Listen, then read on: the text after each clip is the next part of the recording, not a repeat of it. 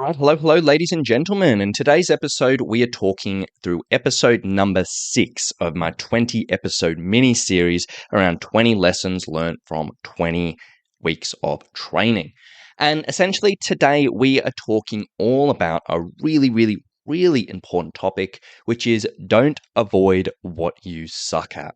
So, let me tell you the story and where this kind of came about and where this was inspired from. Now, through the training process that I went through, the martial arts journey, it was mixed martial arts. And essentially, through that process, there were really 3 big disciplines for the training that we needed to get good at. There was striking, which is like, punching and kicking. There was wrestling, where you're kind of wrestling around. And there was like Brazilian jiu-jitsu, where you're kind of doing stuff on the ground. So 3 different disciplines we kind of needed to learn through this process. And I realized early on that I really sucked at one of the disciplines. It was just taking me way longer than most people to pick up, like even the most basic concepts. I was pretty much worse than everyone, and I really struggled at it. No, not to say I was any good at the other ones, but it was a bit of a learning process. But this one particular thing, I just really sucked at it. And because of this, unconsciously, I began to kind of try my best to avoid it. In the sense that, like in the sessions, we couldn't really avoid this. Like we had to learn it. But during the sessions when we were learning this stuff, I really tried to play it really safe because I didn't know much. I didn't feel good. I felt behind everyone. So I was like, I don't want to make a mistake. I don't want to kind of, show this to people. And I was playing it really safe. When we're practicing and learning it, like I really did the bare minimum. I wasn't trying new things. I wasn't kind of pushing myself. I wasn't experimenting. I was just kind of doing the bare minimum, resting lots, trying to avoid doing examples and all of this. And, really just doing the minimum. And when we were outside of the sessions, so, as I've said in the podcast or in this mini-series so far, I was doing other training outside of our like group training.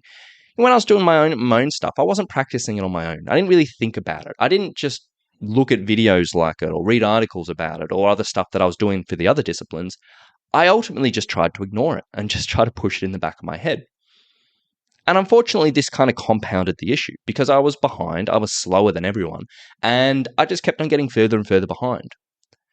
Now, after a while, and it wasn't a quick while, it was a while, I realized what was going on. I kind of identified it, and I was like, oh my gosh, this sucks. I've intentionally been ignoring it, and it's been getting worse, and I'm really struggling with it.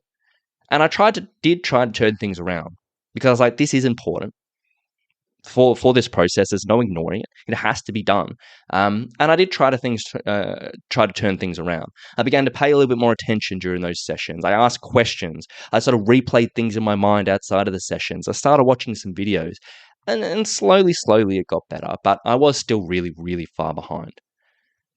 And ultimately, this did affect my enjoyment through those sessions.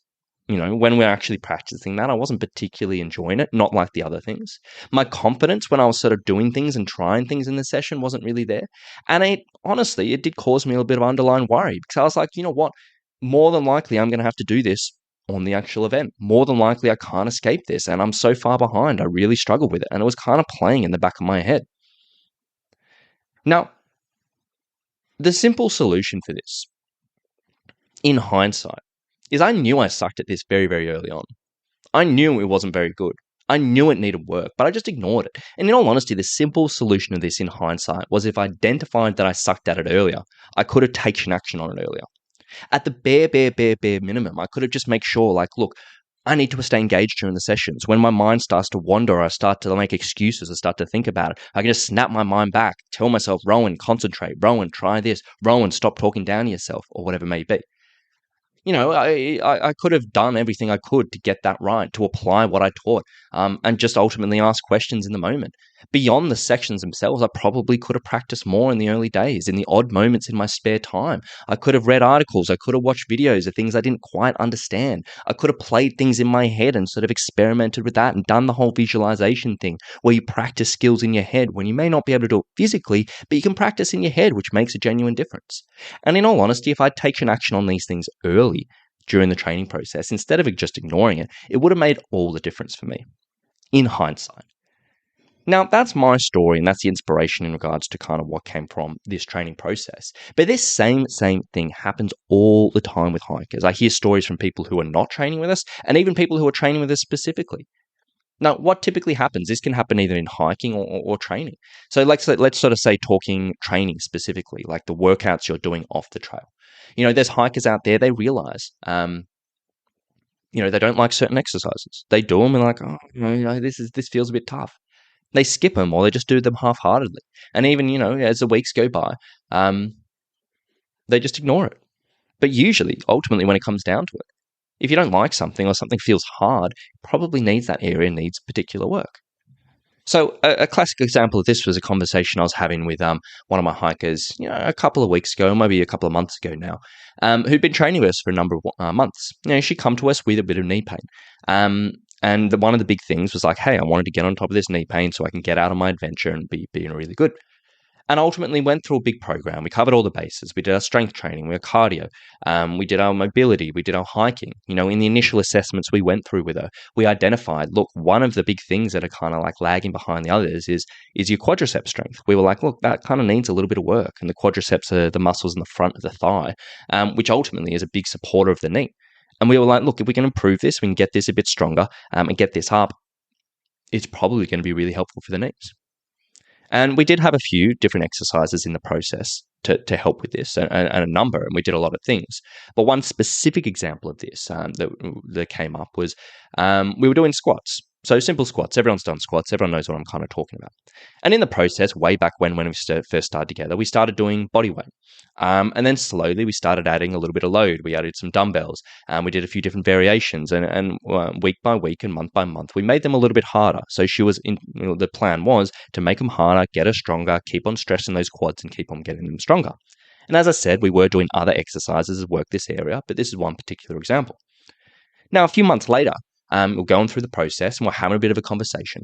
And it came to light that, she was saying, look, my legs certainly struggle in certain sections on the trail and kind of some of the higher steps or some of the deeper step offs. And I was kind of struggling a little bit. And we were chatting about her training and she said she'd never really particularly liked the squats she'd been doing them. She did them, but she didn't really like them. They felt hard. And because specifically when we dug into it, she was like, it got really, really hard as she was getting low in a squat. She just sort of naturally decided, look, I'm not going to go that low because it's really, really hard. It's uncomfortable. Not painful, but just uncomfortable. So she just, naturally started doing half squats. So she only went about half the way. And over the months, that was really all she was doing.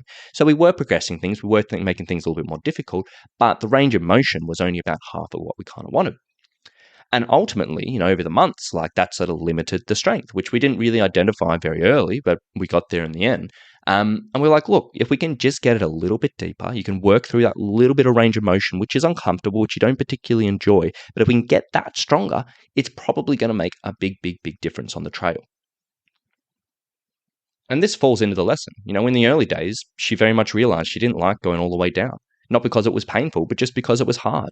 But the reason wasn't because it was hard, because she needed strengthening. That was an area that needed work. So over the months, this had been ignored and a particular area had never really improved, which was a bummer, but we identified and she's working on it.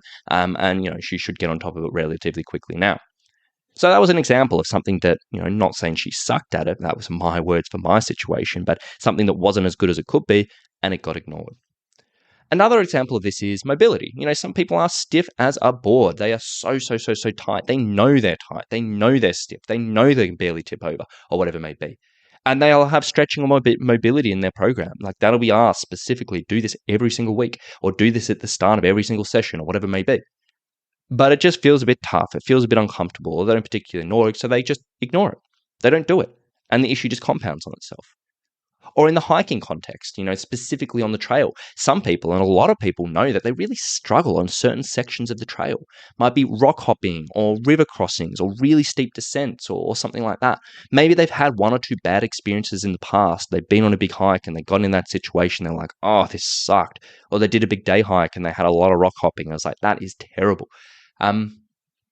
And then they've decided they're just going to avoid these. They never do any hikes which have these types of things. They make sure they read the track notes and they make sure they avoid these things. And that's all well and good. But then they may go on a hike which unexpectedly has these. It unexpectedly has a bunch of rock hopping. It unexpectedly has a couple of river crossings, whatever it may be. And because of these things that they've been ignored for so long, and they've never been able to train and practice this in, a more controlled environment in their easier training hikes, whatever it may be, it ends up being an ordeal. And there are countless examples. I could go for hours and hours and hours and hours and hours about this. But the lesson stands. Don't avoid what you suck at. Don't avoid what's uncomfortable. Don't avoid what you struggle with. I'm not saying push through pain when I say uncomfortable. If you're doing exercises and it's genuinely painful, you want to be taking another approach. But if something just feels hard, it's a bit tougher than usual, or you realize you're not very good at it, definitely don't want to avoid it. So my advice from here is really sit down. Block out 10 minutes, 15 minutes sometime this week. Sit down, pen and paper, and just jot down all the things that you suck at or you struggle with or whatever it may be. Exercises, workouts, sections on the trail. Just jot it all down. And then ask yourself, really be honest, are you avoiding these things in your training sessions, in your workouts, in your training hikes, whatever it may be? If the answer is yes to any of those things, then it may be time to reconsider this. Think about how you can start practicing and developing this certain thing in a way that's comfortable for you, that's doable for you to kind of move you forward. Really have a think about it, because if you can identify these things and work on it and move it forward, even if it never turns into a strong suit of you, any tiny improvements is going to go a long, long, long, long way. And never think it's too late to start. Never think it's, it's too long now, whatever it may be. This stuff, for your hiking specifically, it just can make such a difference in so many situations. So sit down, jot down what you avoid at, what you struggle with. Ask yourself that question, am I avoiding this? If there's anything in yes, think about it, how you can improve that, practice it, and inch that needle forward and move that forward a tiny bit. It'll make a massive difference for you. Even for me, in my particular example, I started way later than I probably should have, but it got me way further than I would have been if I completely ignored it. So it's never too late. Take action on this and it will really serve you well. So I hope that all makes sense. I hope that gives some insight, and I hope that's a little bit of a prompt for a few people to really get into things and kind of start working on those weaknesses or whatever may be. So thanks so much for listening. I hope you've enjoyed it, and we'll talk to you very, very soon. Bye.